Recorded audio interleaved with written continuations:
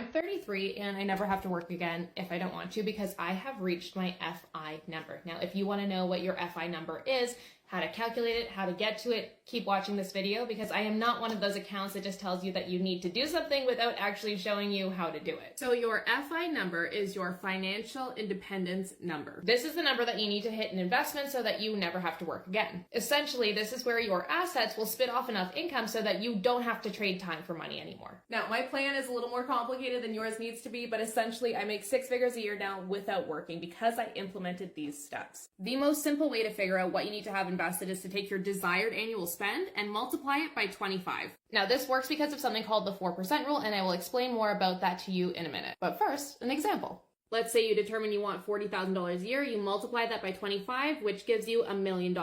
Now, before you freak out and you're like, Nicole, how am I ever going to save $1 billion? Know that you are not going to save your way there, you're going to invest your way there. When you invest, you don't have to work as hard because the market does the work for you. For example, if you started at 25 years old investing $50 a week into the stock market, your investments could grow to over $1.2 million by the traditional age of retirement, with almost $1.1 million of that being free money. That means over your lifetime, you would have contributed about $100,000, but you would have grown that $100,000 into $1.2 million just by putting it in the right places. It doesn't take a lot of time to do this. You can set up your accounts in a couple of minutes. You can set up automatic transfers, automatic buys. And by doing this, you can lock in your millionaire status in your 20s. Now, what does the 4% rule have to do with this? Essentially, the 4% rule is based on the Trinity study, and it says you can withdraw 4% of your portfolio annually without running out of money. So if you have $1 million portfolio, you can safely withdraw $40,000 a year, but why isn't there risk of running out of money?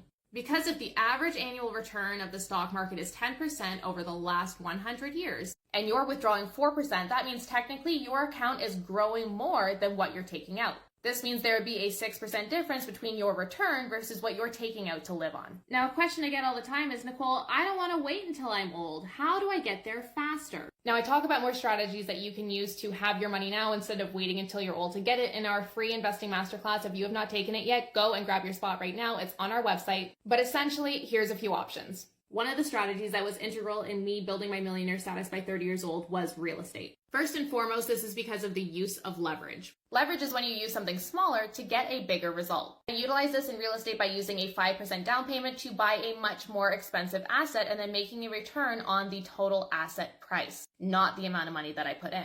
A really great way to do this if you're just starting out is house hacking. This is where you buy a property that has multiple units, you live in one unit, and then rent out the others. The monthly rents can help lower your living expenses so that you can invest more, or you could just take the rental income and use that for further investments. I love this strategy if you're just starting out because you can get in with a lower down payment because you're actually living in the property, and it lowers your risk because you are living in the property.